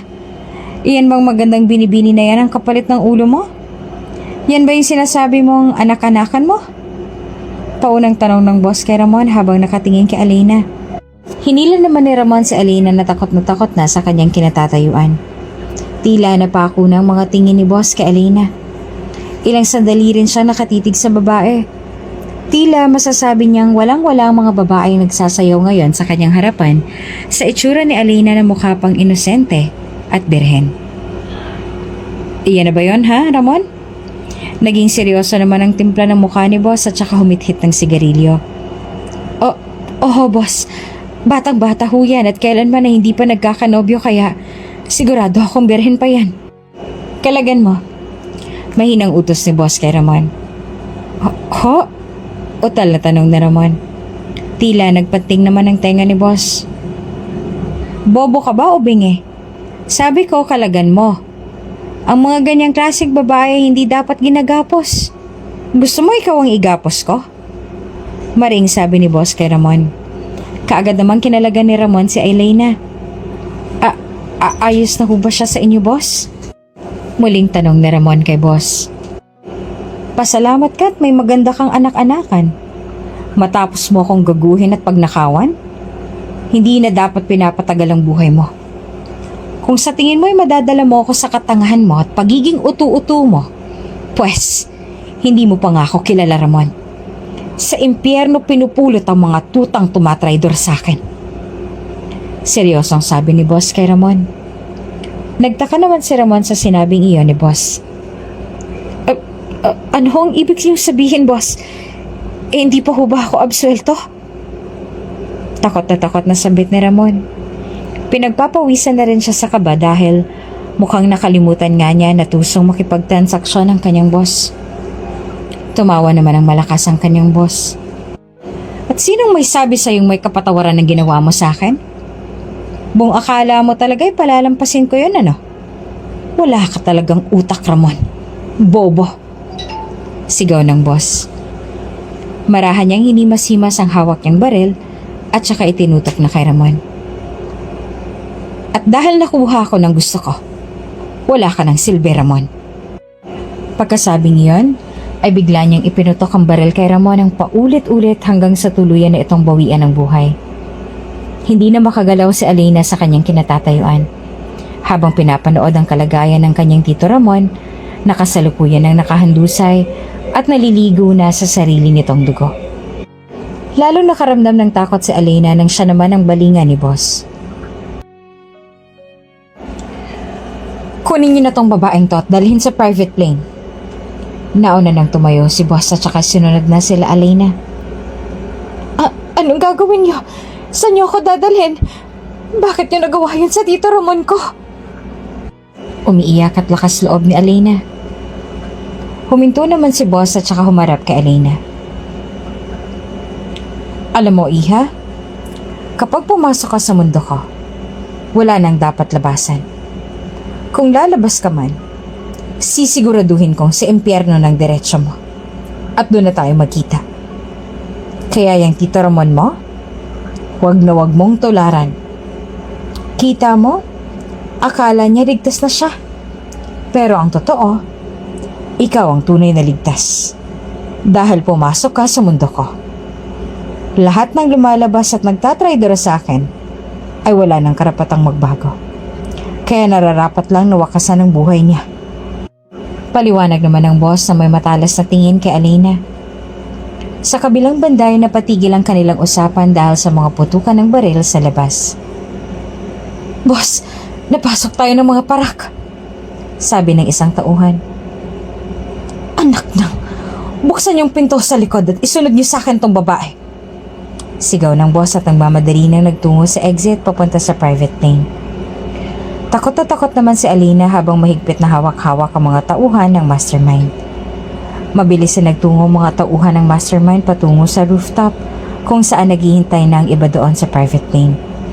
Halos kalad ka rin na rin nila si Elena at hindi na naisip kung nasasaktan man ang dalaga. Sinundan niya kaagad ang sasakyan na iyon at wala nang pinalampas pang oras. Nagkaputukan na sa labas ay nakapasok na rin sa loob si Boss X. Mabuti na lamang at nakita ng ilan niyang tauhan ang pinagdalhan kay Elena, kaya mabilis na nila itong nasundan. Elena! Sigaw ni Boss X habang mabilis umakyat sa hagdan.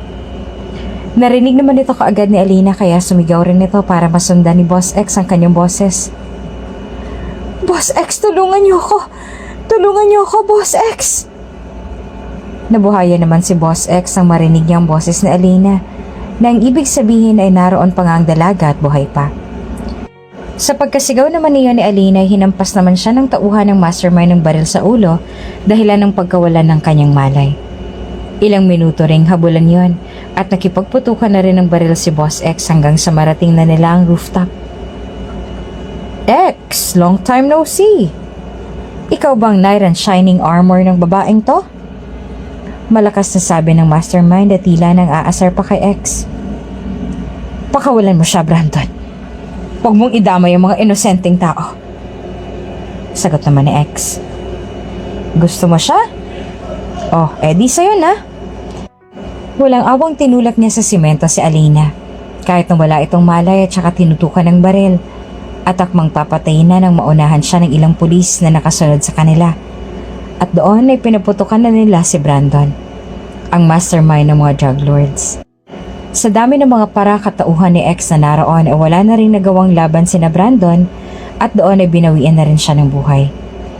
Mabilis namang nilapitan ni Boss X ang walang malay na si Alina na nakahandusay na rin sa sahig at saka binuhat na ito at madali nang dinala sa ospital.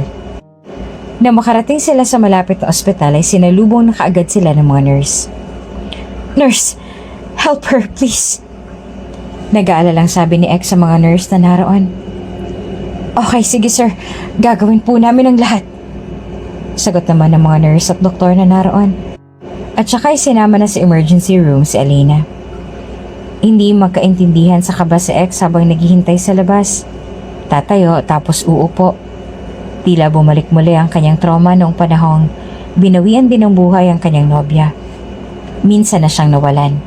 Kaya gagawin niyang lahat para hindi na mangyari yon. Lalo pa ngayon na pakiramdam niya ay napamahal na rin siya kay Alina at tandaan niya itong ipagtapat sa babae, maging maayos lamang ang kalagayan nito. Samantala, dead on arrival naman si Brandon at ang ilan niyang mga tauhan, maging ang Tito Ramon ni Alina ay mabilis na rin binawian ng buhay. Ang tanging hiling na lamang niya ngayon ay ang kaligtasan ni Alina. Sa labis na pag-aalala at masamang kutob ni Ate Celeste, ay inalam na rin niya ang nangyari at ipinagtanong-tanong kung saang ospital dinala si Alina. Noon pa man ay masama na rin ang kutob niya sa nangyari kay Alina. Mula sa mga pasa at sugat na napapansin niya sa katawan ng dalaga, ay alam niya hindi maayos ang kalagayan nito sa kanila. Anak na rin ang turing niya kay Alina kaya labis-labis ang pag-aalala niya sa dalaga. Boss X! Tawag ni Ate Celeste na puno ng pag-aalala. Umangat naman ang tingin sa kanya si X nang may pagtataka. Celeste, how did you know? Tanong ni X. Naglakas loob po ako magtanong sa isa sa mga bodyguard ninyo dahil sobra na po ako nag-aalala para kay Alina. Kamusta na po ba siya? Nasaan na po siya ngayon? Nag-aalalang tanong ni Ate Celeste. Nasa ER pa siya. Marami siyang sugat at tama sa ulo kaya kailangan niyang obserbahan. Sagot naman ni X.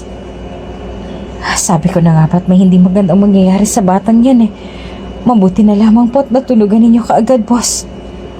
Nag-aalalang sambit ni Ate Celeste. Kaya ako nag-hire ng tao para bantayan siya dahil alam ko na may mangyayaring ganito. Sabi ni X sa matanda. Kumulat naman ang noon ni Ate Celeste. Kayo hong nagpamanman kay Alina? Tauhan niyo yung lalaking lagi niyang kinukwento sa akin na laging sumusunod sa kanya? Naguguluhang tanong na matanda. Kaagad namang sumagot si X. Opo. Ilang segundo namang natahimik si Ate Celeste at pilit na pinagdudugtong-dugtong ang mga pangyayari hanggang sa dumating na rin ang doktor. Ilang oras din ang itinagal ni Alina sa ER nang lumabas na ang doktor. Sir? Tawag ng doktor kay X. Kaagad naman silang tumayo ni Ate Celeste upang makibalita. Dok, kamusta po? Kamusta si Alina? Alalang tanong ni X sa doktor. Maayos na ho ang pasyente. May mga ilang tama ho siya sa ulo at iba pang bahagi ng katawan, kaya kinakailangan niya po munang manatili dito ng mga ilang araw para maobserbahan ko ang kalagayan niya. Maya-maya ho'y magkakamalay na rin siya at malilipat na rin namin siya sa recovery room. Sabit naman ng doktor.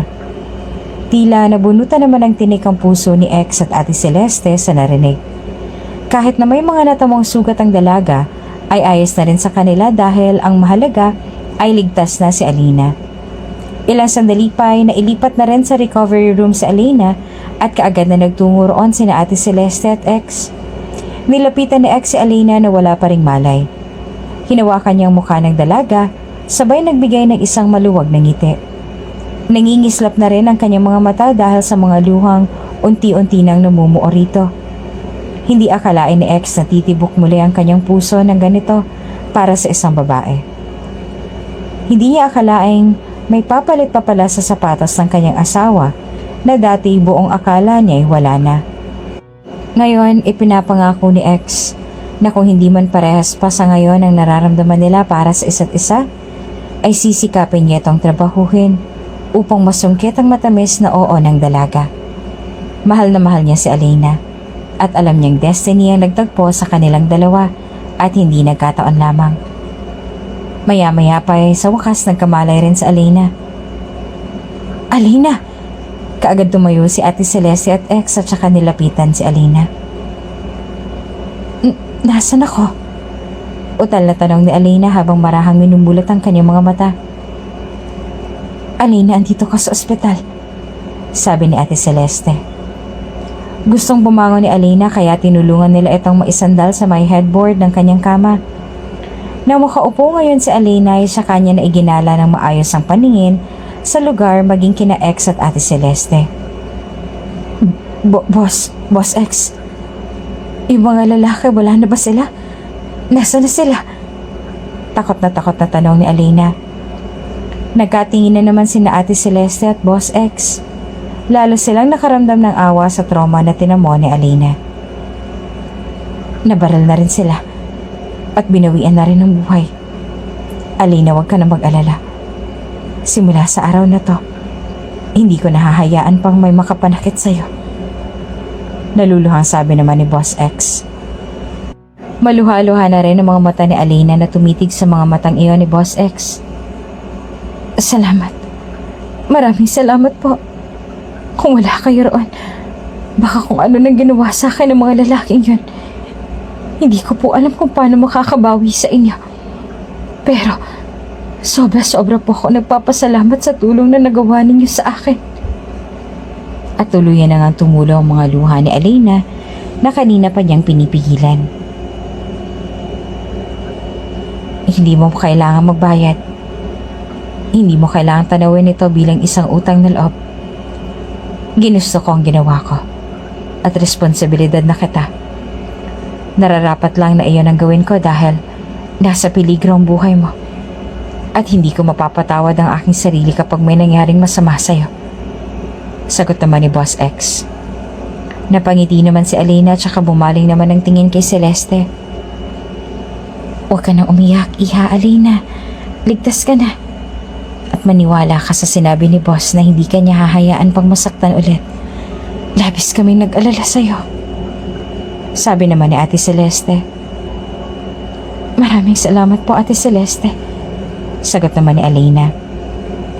Sa paglipas sa mga araw ay naghalinhinan sina Boss X at Ate Celeste sa pag-aasikaso kay Alina. Unti-unti na rin ito nakakabawi ng lakas at nanumbalik na ang dating sigla. Alina, may matutuluyan ka ba paglapas mo rito? Tanong ni Ate Celeste kay Alina. May bahay naman po kami pero parang ayaw ko na pong bumalik doon.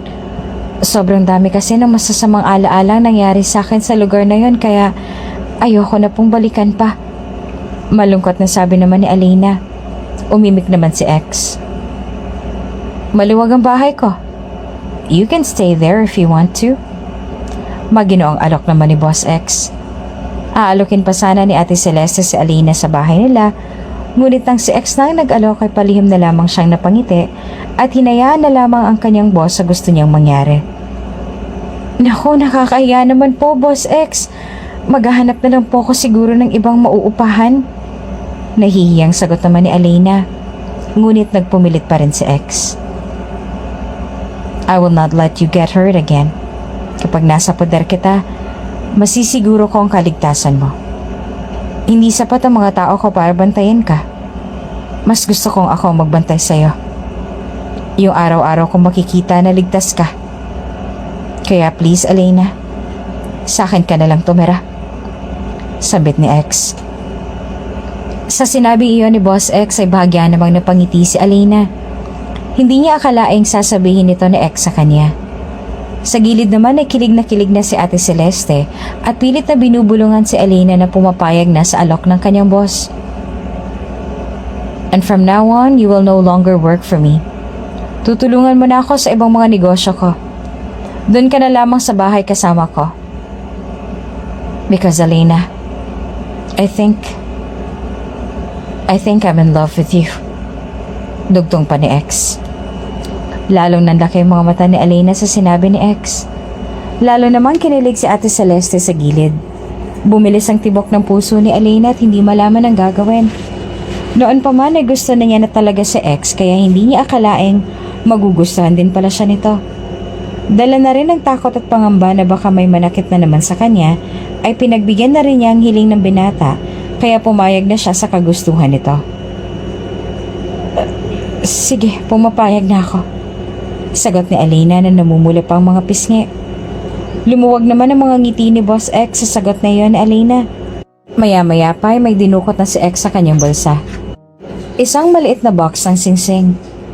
Pagbukas niya rito ay inilahad niya ito sa harap na Elena. Iyan yung... utal na sabi ni Elena. Ito rin yung infinity ring na binili nila sa mall na ipanre-regalo raw ni X sa kanyang kaibigan. Oo, ito yun, Elena. Wala talagang kaibigan na pagbibigyan nito. This was meant for you. Actually, hindi ko talaga alam kung paano ibibigay sa'yo to. Pero dahil sa mga nangyari, natutunan kong wala na dapat tayong pinalampas na oras.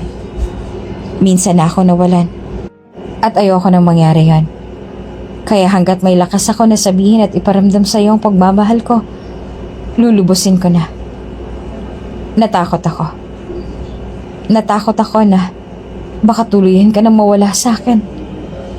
Kasi sabi ko sa sarili ko kapag nailigtas kita, sasabihin ko na sa iyo ang nararamdaman ko at wala nang palalampasin pa na oras. Kaya Elena, please take this ring. Tanda ng pagmamahal at respeto ko sa iyo. Napako lamang ang mga tingin ni Elena sa singsing na iyon. Hindi siya makapaniwala sa nangyayari. Tila kahapon lamang ay isang malagim na bangungot ang nangyari. Tapos pagkagising niya ay tila nasa isang paraiso na siya at humupa ng pagsubok. Muling umangat sa kanya mga tingin ni Elena na punong-puno ng pagtataka. Boss X, sabi ni Elena. Magsasalita pa sana si Boss X nang bigla na siyang halikan ni Elena. Isang matamis na halik na tila matagal nang nananabik ang kanilang mga labi. Nang kumalas na sila mula sa pagkakahalik ay tumingin ng diretso si Elena kay Boss X. Mahal din kita, Boss X. Noon pa man ikaw nang tinitibok ng puso ko. Sabi ni Elena at saka tuluyan ng lumuha ang kanyang mga mata. Mahal din kita, Elena. At hayaan mong alagaan kita habang buhay. Sagot naman ni Boss X at muli na nilang pinagdikit ang kanilang mga labi. Umiiyak na rin sa tagiliran si Ate Celeste dahil sa kanyang natutunghayan. Nasa wakas, ay nahanap na rin ni Elena ang kanyang kapahingahan sa katauhan ni Boss X. Nga pala, huwag mo na akong tawaging Boss X. Just call me Xavier. That's my real name. Sabi ni Xavier at tuluyan niya nang isunuot ang singsing na iyon sa daliri ni Elena. Pagkalipas sa mga araw ay doon na nga tumira si Elena kay Xavier at mas lalo silang nagkapalagayan ng loob hanggang sa mauwi na sa kasalan ang kanilang relasyon at mabayayaan na ng kambal na anak. Kung bago ka pa lang sa channel na ito, Ate Jane TV, huwag kalimutang pindutin ang notification bell and subscribe button. Sana po hindi naman malaking abala sa inyo ang pagpindot ng subscribe button dahil ang kapalit po nito ay ang pagsuporta para makapag-produce ng mga libreng stories sa mga channels ni Ate Jane. Maraming salamat! Half banana.